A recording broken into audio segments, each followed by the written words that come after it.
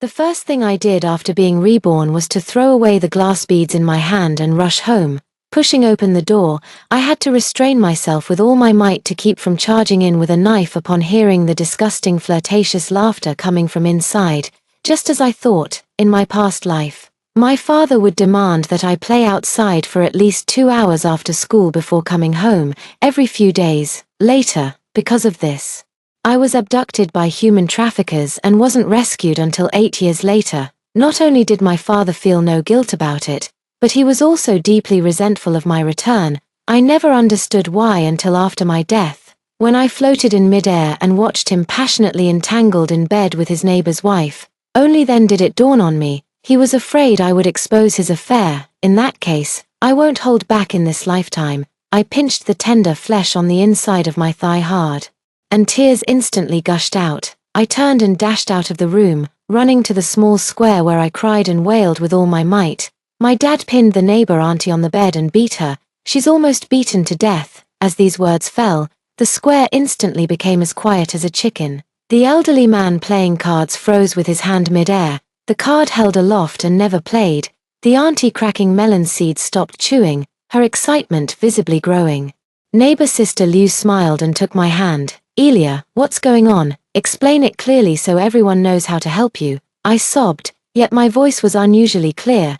I heard Auntie say that if Dad keeps doing that, she'll soon die. Then I heard Dad hitting Auntie hard several times, saying he wanted to kill her. What should we do? Will Dad go to jail? Someone was choked and coughed several times in succession. The neighborhood committee elder stood forward.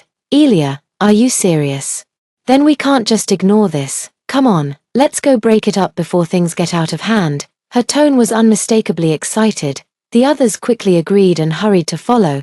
The bedroom door was pushed open. The commotion must have been too loud, as my dad and Junshu heard it and hastily tied it up. But time was tight, and clearly, they hadn't managed to tidy up properly. Junshu's shirt buttons were misaligned, her hair disheveled, the red marks on her collarbone clearly visible, and the lingering seductiveness in her eyes hadn't completely faded. My dad still had lipstick smudged on his face, shielding Junshu firmly behind him, his expression a mix of shock and anger. "What are you doing? This is trespassing." Neighbor Sister Liu stepped forward with a smile. "We heard from Elia that you and June were fighting, so we were worried about you, but now it seems you two are getting along just fine." Everyone understood the implication of her words, and some couldn't help but chuckle quietly. My father's face turned a mix of green and red, but he had no idea how to defend himself and could only shout loudly, "Get out, all of you, get out." The people who came were all gossip lovers in their daily lives.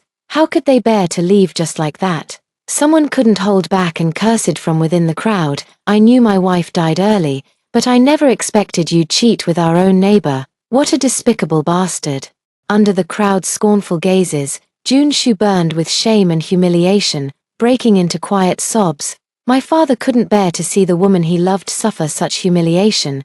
Gritting his teeth, he grabbed a nearby broom and swung it at the crowd. "What the hell are you all talking about? Shut the fuck up." Seeing my father's frenzied expression, the group reluctantly left, turning back every few steps with lingering reluctance.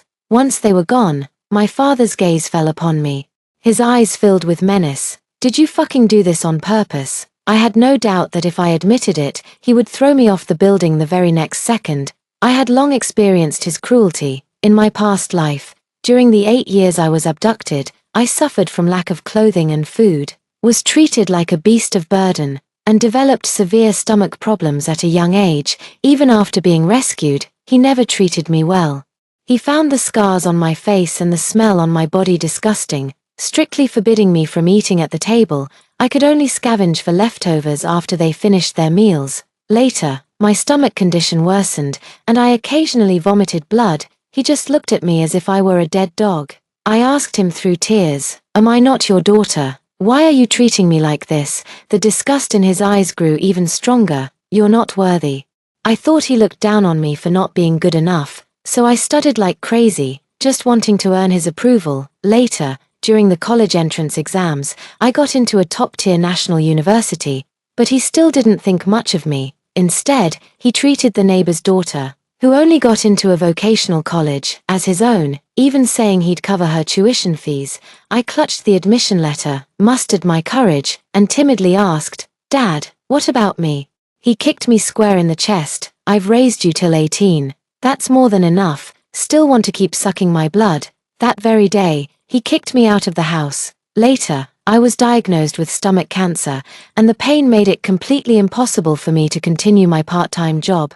The rent had already taken up most of my savings, and I couldn't even afford painkillers. I begged him to lend me some money. He spat in my face and told me to get lost, saying I was an eyesore. After my death, I thought he might show some remorse, but he didn't. For decades after, until my soul completely faded away, he never did. Only my neighbor uncle would bring me a bouquet of flowers every year on the anniversary of my death. "Speak up. Have you gone mute?" My dad grabbed me and questioned me fiercely. The memory was interrupted, and I said aggrievedly, "You said you wanted to kill Auntie Junshu." I was scared, so I asked the uncles and aunties to come and stop the fight. My dad was so angry that his chest kept heaving. "I told you not to come back before 7 o'clock, didn't I? You have no memory, do you? Get out, don't come back tonight." He threw me out of the house, and the door slammed shut heavily in front of me, excitedly rubbing my hands. I knocked on Aunt Liu's door next door. Aunt Liu was the neighborhood's walking grapevine. She knew every household's business inside out and was quite popular among the local aunties. That night, I spilled every detail about my dad and Junshu's little affair, then went to bed at Aunt Liu's place, thoroughly satisfied. So it wasn't long before my dad realized that the situation had completely changed.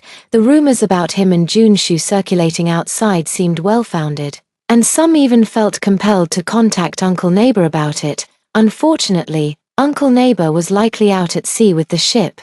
Their trips usually lasted 1 or 2 months, and they often had no signal, so reaching him would probably take quite a while. The gossip outside was too intense. Junshu stays holed up at home all day, not even daring to pick up her daughter from school. My father's clients have also started leaving in droves. My father yells about wanting to kill me. Every time this happens, I run outside and scream, under the watchful eyes of the crowd. He was furious but couldn't do anything to me. My life here is quite enjoyable and fulfilling. On the other hand, my neighbor's daughter, Arya Ju, isn't having such a good time. The affair between her mother and my father has become public, and everyone who sees her can't help but whisper a few words behind her back.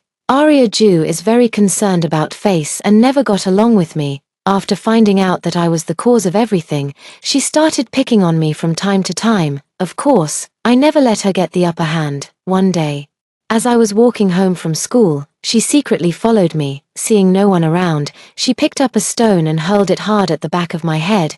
I had been prepared and dodged it. She wanted to come at me again, but I kicked her away. She fell to the ground, looking disheveled and cursing loudly. "Elia Ju, you bitch. I'm going to tell your dad and have him beat you to death." Catching a glimpse of the figure at the end of the alley from the corner of my eye, I smiled indifferently. "Is that so? Then I'll be waiting." In my past life, the human trafficker's initial target had always been Arya Ju. Raised by my father and her mother, she was pampered to perfection. Fair, delicate, and clearly destined to be a beauty, not like me, skinny and scrawny. In my past life, when she was caught, that cry of, "Sister, save me," stirred my compassion. I lunged forward and bit down hard on the human trafficker's hand. Arya Ju ran away just like that. While I was sent deep into the mountains to become a child bride for a mentally unstable fool, the fool's family was poor.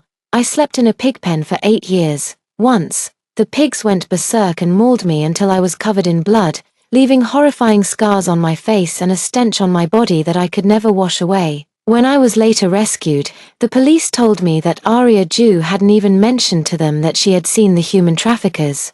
If she had clearly stated the time and place of the disappearance from the beginning, the case wouldn't have taken so long to solve. Moreover, after I was rescued, she bullied me more than once. Even during the days when I was diagnosed with stomach cancer and barely clinging to life, she didn't let me go. She grabbed my hair, dragged me off the bed, and slammed me hard onto the floor. "You're just a worthless piece of trash, destined to rot in a pigsty your whole life. Who do you think you are?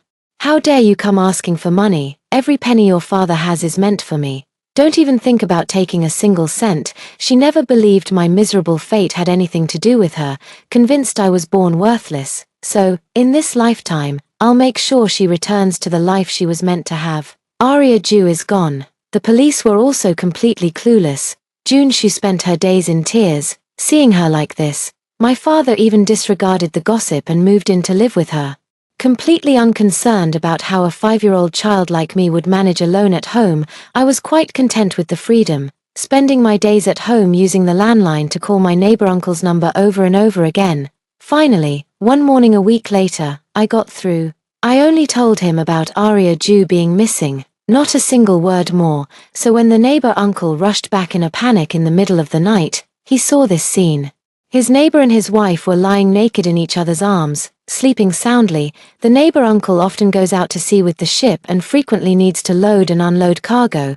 His well-built muscles are definitely not just for show. That night, my dad broke 2 ribs and had his nose bridge fractured, trembling as he dialed 120 for himself. The next morning, as soon as I arrived at the hospital room, I heard Junshu inside, crying her heart out. All you care about is making money. I barely see you a few times a year. Is it my fault for cheating? Why don't you reflect on yourself? I stood by listening, just wanting to give her a thumbs up.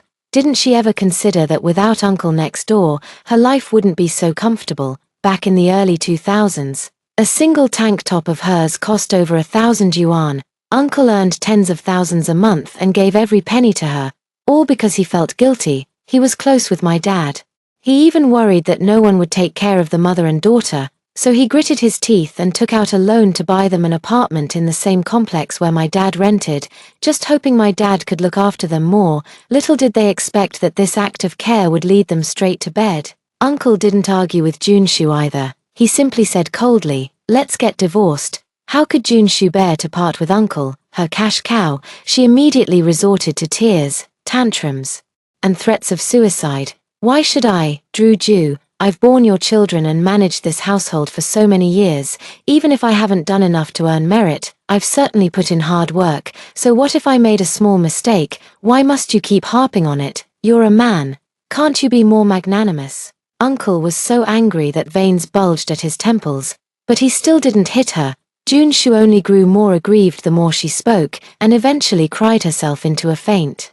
The doctor examined her. Well, she was over a month pregnant. There was no doubt about who the father was. In her previous life, Junshu, afraid that her affair with my father would be exposed, went all the way to the coast to see my uncle after finding out she was pregnant. Later, she lied and claimed to have given birth prematurely to a son. The child looked like Junshu, so the uncle didn't suspect much and raised the child for over 20 years. Later, when the truth came out, the child even teamed up with my father to seize the uncle's property and then drove him out of the house. In this lifetime, I will bring everything into the open. They will never have another chance to exploit my uncle again. When Junshu woke up and found out she was pregnant, instead of feeling ashamed, she became even more aggrieved. Seeing her uncle determined to divorce, she refused to give up. "Drew Ju, now that Arya is gone, can't you just treat this child as your own?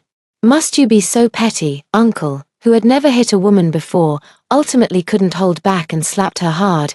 "Get out." The people in the neighborhood, upon learning that Junshu had an affair and failed to pick up her daughter, which led to the child being abducted, and that she was pregnant with the neighbor's child, caused the incident to escalate even further. Later on, it even reached the point where a tabloid reporter wrote an article specifically about it and published it in our local news. Under the pressure of public opinion, and with the threat of her uncle suing if she didn't divorce, Junshu ultimately agreed to the divorce. Before leaving, she even managed to take a sum of money. My father joyfully brought Junshu home. Later, he specifically took Junshu to the hospital for a checkup. After subtly finding out it was a son, he treated Junshu like royalty, pampering her even more. The two quickly got their marriage certificate, and their married life turned out to be exceptionally loving. Although my father lost his job due to public opinion, he had some savings and ensured Junshu had the best in food, clothing, housing, and transportation. Junshu was glowing with health, enjoying both companionship and financial freedom, and now she no longer pined for her uncle. But as time went on, she grew increasingly hostile toward me. Terrified that I might compete with her son for the family fortune, I overheard her more than once, both openly and subtly, urging my father to abandon me. My father probably harbored the same thoughts. With a son and a new wife, this daughter of his became even more worthless. As Junshu's belly gradually grew larger, fearing that the gossip in the neighborhood might affect her mood during pregnancy, my dad simply took Junshu and moved away, of course, without bringing along this burden. When I came back from school, the entire house was already empty, with the landlord coming to reclaim the property. I was so angry I laughed. Does he even realize he's committed the crime of abandonment? After calling the police, the first to arrive was the neighbor uncle. He picked me up and sighed heavily several times. Such a poor fate. That Nox-Jew is a beast, Elia. Why don't you come live with uncle from now on? We can keep each other company. Later, when he heard someone was willing to take in this burden, my father couldn't wait to complete the transfer procedures, afraid I would disrupt his blissful married life with Junshu. The neighbor uncle took me home. This rough, inarticulate man began learning how to be a proper elder. Drifting through half a lifetime, one could see how the great upheaval in his family had struck him hard. He quit his job at sea and found some menial work to scrape by in our small county town. Though stumbling along the way, it was only now that our lives finally settled into stability. For 9 whole years, I never saw Junshu or my biological father, Nox-Jew, again. I saw them again at the college celebration banquet my uncle threw for me after I skipped a grade, took the college entrance exam early, and became the top scorer in the province. He and Junshu were stopped outside by a waiter.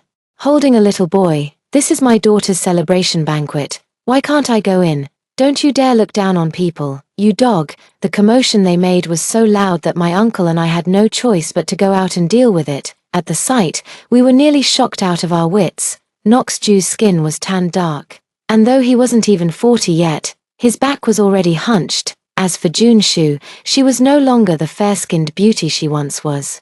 Her face covered with the brown spots left by childbirth, and her clothes looked undeniably cheap. The child held by the couple should be 8 years old this year, but looks more like 5 or 6, with a sallow complexion and a thin, frail frame. It seems life hasn't been kind to them these past years. This is a far cry from the previous life. In the previous life, Junshu was doted on by her uncle and enjoyed a life of luxury for half her lifetime. Nox-Jew is a salesman who is articulate and performs exceptionally well in his job. He's thriving in the company, easily earning over 10,000 a month. Their illegitimate child was showered with endless affection. The moment Nox-Jew saw me, his eyes lit up, and he rushed over to tightly grasp my hand. Elia, do you remember me? I'm your dad, I sneered. Of course I remember. The thing between you and your neighbor's wife is still widely talked about in our neighborhood. The smile on my father's face froze. Child, how can you listen to outsiders' nonsense? I'm your father. You should be on my side, understand? I resisted the urge to roll my eyes and pulled my hand back. Cut the crap and get to the point. A flash of anger crossed his face, but he quickly suppressed it. The next moment, he actually knelt down right in front of me. Bang, bang, bang, knocking his head 3 times in quick succession. Elia, save your brother. You're the only one who can save him now.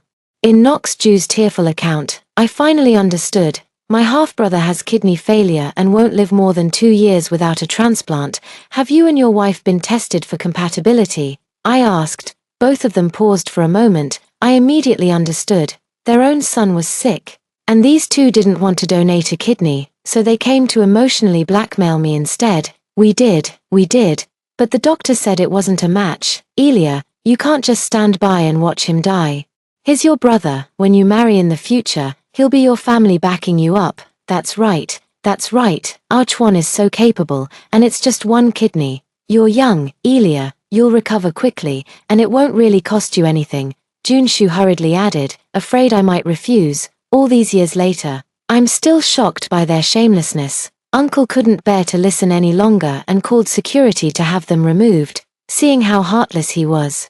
Junshu immediately threw a tantrum. Drew, you heartless bastard, we were married for 6 years, and you have to be this ruthless. Aren't you afraid of divine retribution? Their noise was driving me crazy. Just then, the police walked in. Drew, are you here? Your daughter Arya Jew has been found. Hearing this news, all of us were momentarily stunned. The uncle stepped forward to negotiate with the police. I glanced at Jun-shu, who still hadn't reacted, and leaned in to whisper in her ear, "A ready-made kidney is right here, isn't it?" Jun-shu shuddered, and after a moment, a gleam lit up in her eyes. Arya-ju's situation wasn't much better than mine. I slept in a pigsty, while she slept in a chicken coop and even lost an eye to a peck.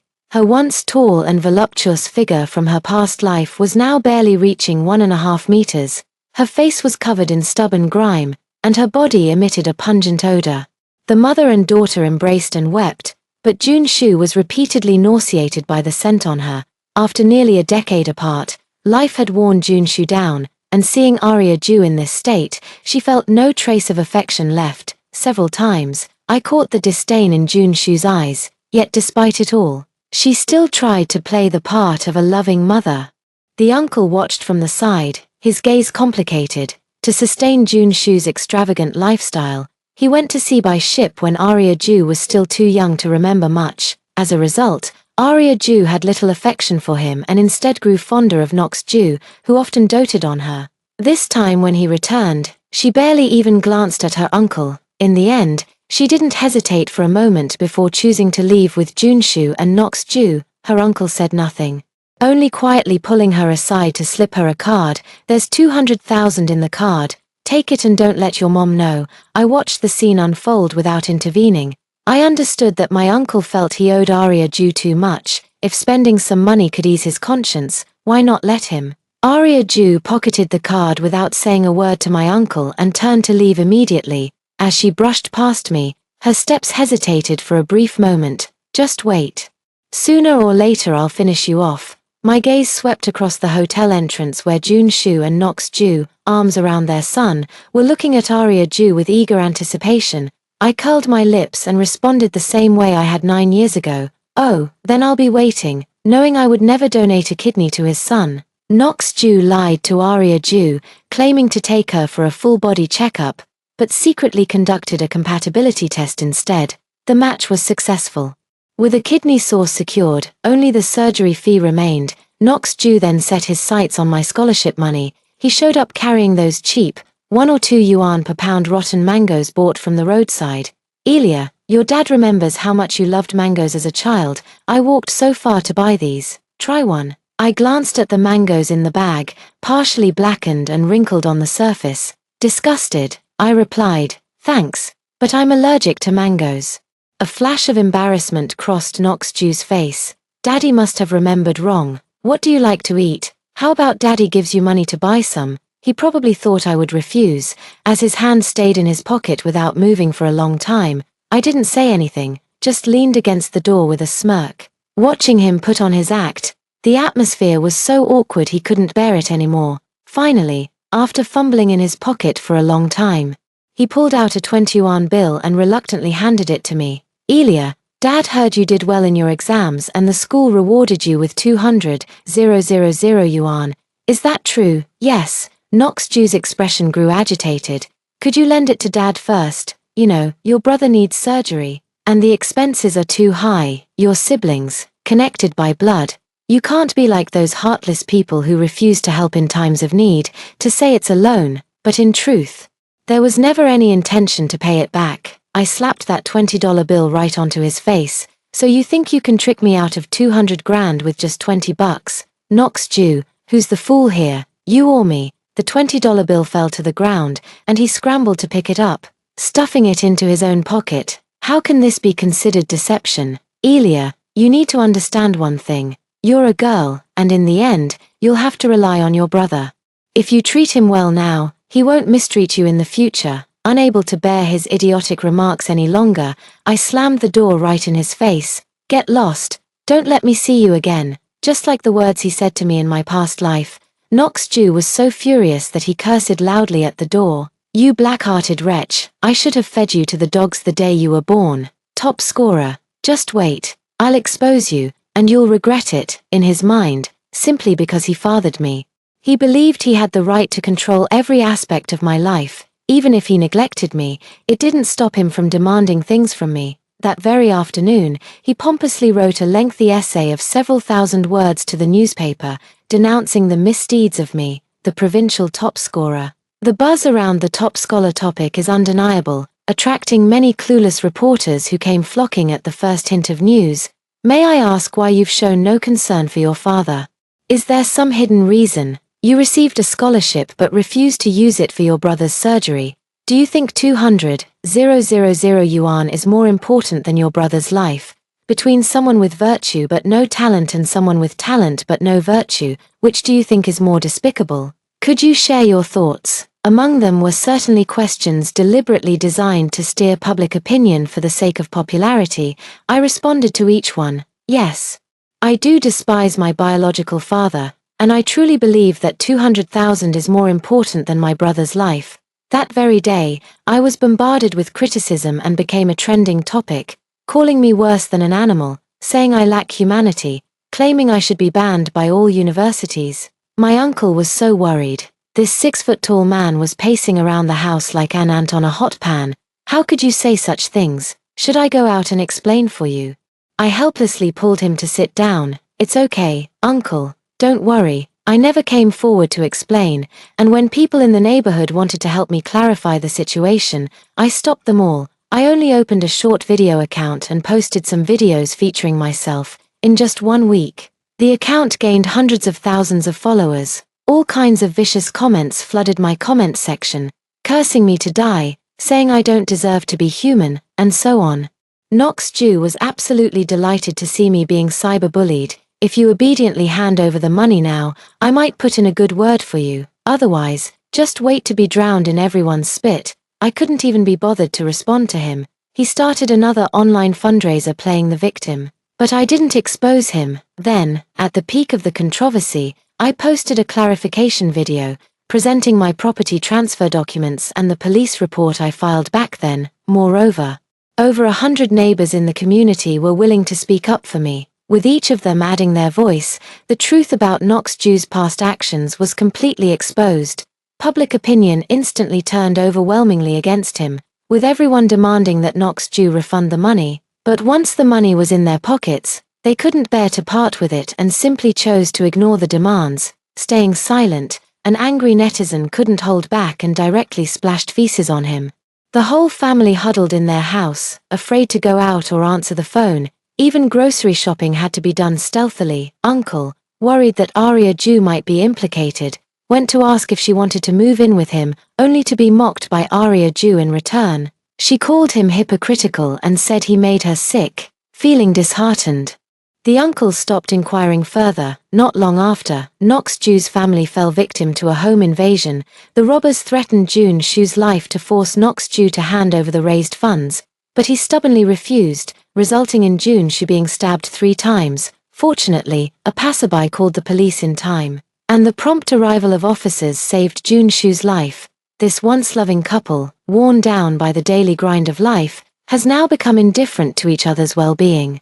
Despite this, June Shu refuses to divorce at all costs. She believes her current state is entirely Knox Jew's fault. If he hadn't deliberately seduced her back then, how could she have possibly cheated? If she hadn't cheated, her life with her uncle would surely be more comfortable than this. Now, in her current state, no one would want her anyway, so she's determined to drag Knox Jew down with her. Knox Jew also felt that his current destitution was all June Shu's fault.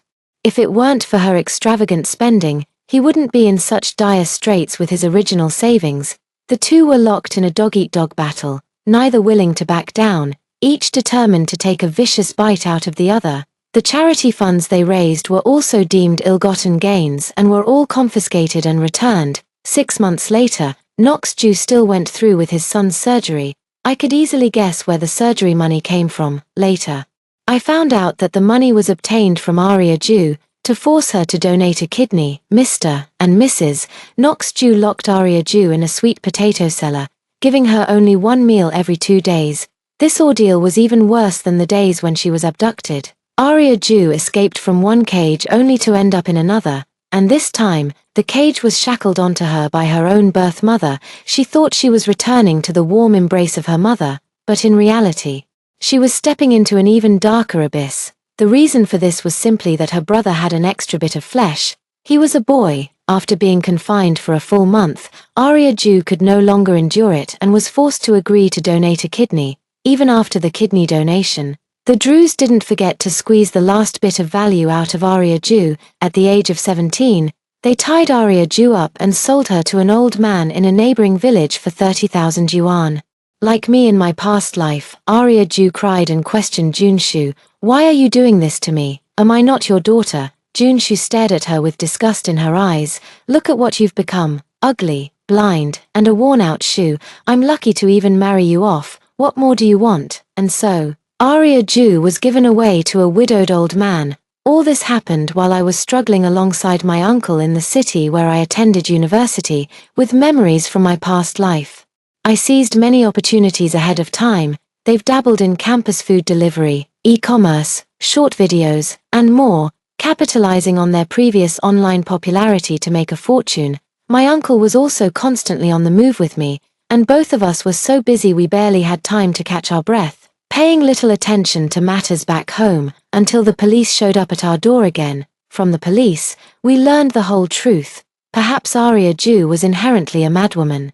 Or perhaps she was driven to the brink with no way out. In the second year of her marriage to the old man, she was beaten until she miscarried. The old man was convinced he was infertile and accused Arya Jew of cheating, even though she had been chained to the bed like a dog the entire time. On the night of the miscarriage, while the old man slept, Arya Jew tore open his throat with her teeth. It took her another day to break free from the iron chains, grab a chopping axe, and storm into Junshu's house. She slaughtered the entire family. The police said that the last place Arya Jew went to was her uncle's house, where the door was chopped full of cracks. Had her uncle been home at the time, it would have been difficult for him to escape the same fate. Upon hearing the news, the uncle was deeply distressed. Have I failed as a father? If I had spent more time with her as she grew up, or if I had let her stay with me after she was rescued, would the outcome have been different? I can't answer this question for him, but I firmly believe that some people are born evil.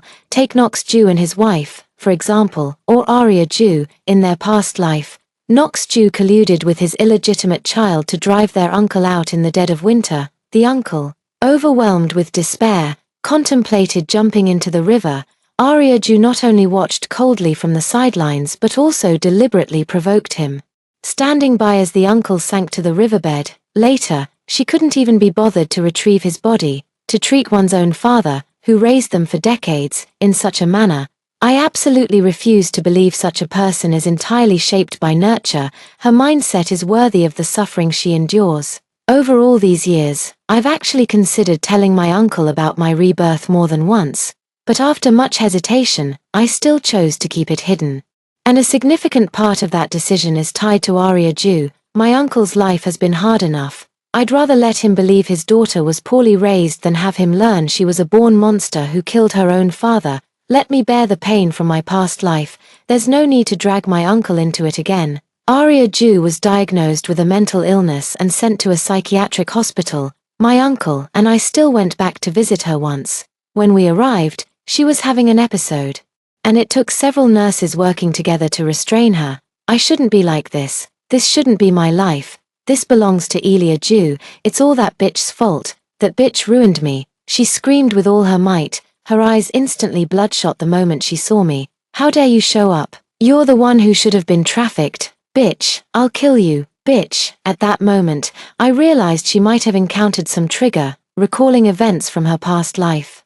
Though I couldn't be entirely certain, so I gave a slight nod. I mouthed the words, "Right, it's your turn this lifetime." Fair enough, isn't it? I couldn't tell if she understood, but I saw her expression grow increasingly frenzied, her eyes burning with deep-seated hatred. Again, give my life back to me. The nurse administered a sedative to her, and she gradually drifted into unconsciousness, tears continuously streaming from the corners of her eyes. I held my uncle's arm and turned to leave.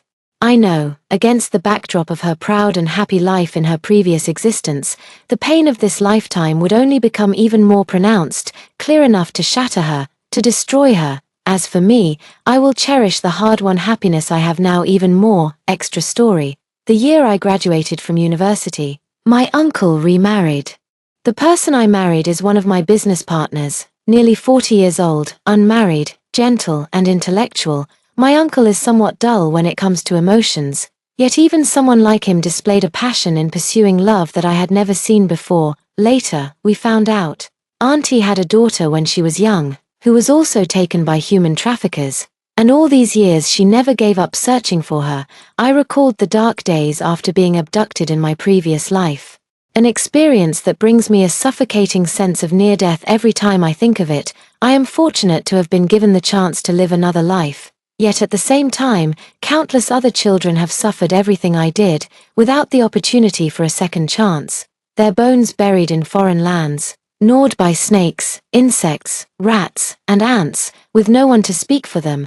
I am no longer that pitiful little girl from my past life. Now, I have the means to give back to society.